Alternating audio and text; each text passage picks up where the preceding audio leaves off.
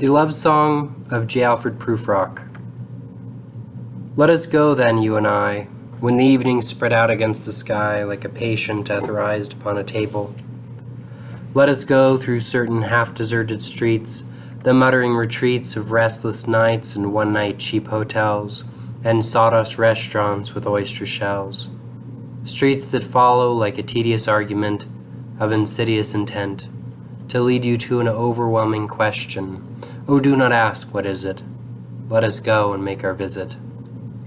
In the room the women come and go, talking Michelangelo.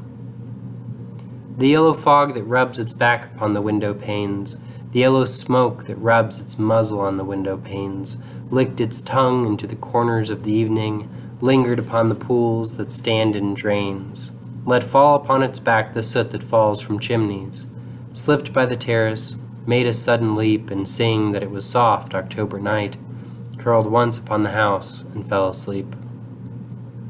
And indeed there will be time for the yellow smoke that slides along the street, rubbing its back upon the window panes. There will be time to prepare a face to meet the faces that you meet. There will be time to murder and create, and time for all the works and days of hands that lift and drop a question on your plate. Time for you and time for me, and time yet for 100 indecisions, and for 100 visions and revisions before the taking of a toast and tea. In the room the women come and go, talking Michelangelo. And indeed there will be time to wonder, do I dare and do I dare? Time to turn back and descend the stair with a bald spot in the middle of my hair. They will say, how his hair is growing thin. My morning coat, my collar mounting firmly to the chin, my necktie rich and modest but asserted by a simple pin. They will say, but how his arms and legs are thin. Do I dare disturb the universe? In a minute there is time for decisions and revisions which a minute will reverse. For I have known them all already, known them all, have known the evenings, mornings, afternoons. I have measured out my life with coffee spoons. I know the voices dying with a dying fall, beneath the music from a farther room, so how should I presume? And I have known the eyes already, known them all, the eyes that fix you in a formulated phrase. And when I am formulated sprawling on a pin, when I am pinned and wriggling on the wall, then how should I begin? To spit out all the butt-ends of my days and ways, and how should I presume? And I have known the arms already, known them all, arms that are braceleted and white and bare, but in the lamplight downed with light brown hair.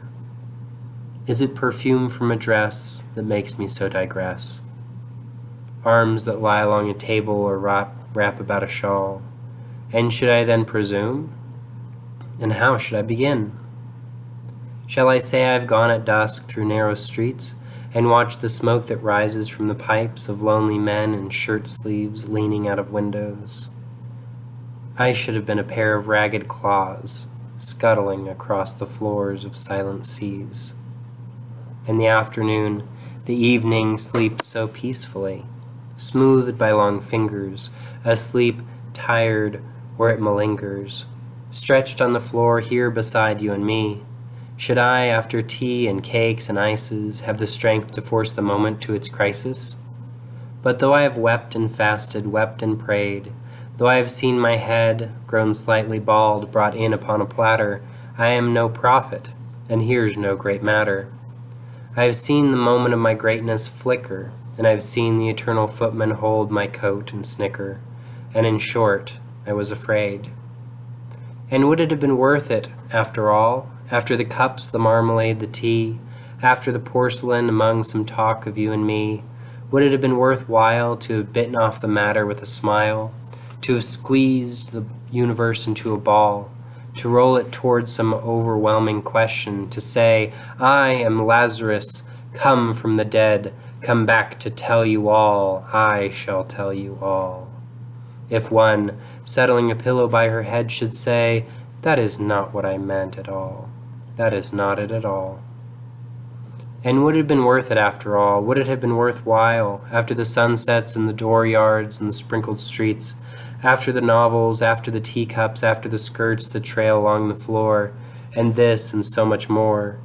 It is impossible to say just what I mean.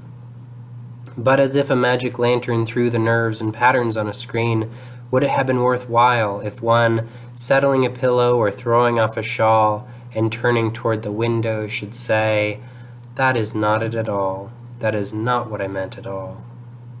No, I am not Prince Hamlet, nor was meant to be.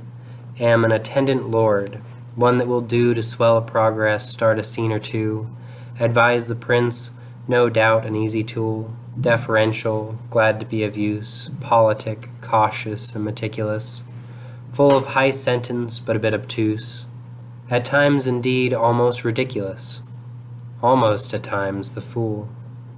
I grow old, I grow old. I shall wear the bottoms of my trousers rolled. Shall I part my hair behind? Do I dare to eat a peach? I shall wear white flannel trousers and walk upon the beach. I have heard the mermaids singing, each to each. I do not think that they will sing to me. I have seen them riding seaward on the waves, combing the white hair of the waves blown back, when the wind blows the water white and black. We have lingered in the chambers of the sea, by sea-girls wreathed in seaweed red and brown, till human voices wake us, and we drown.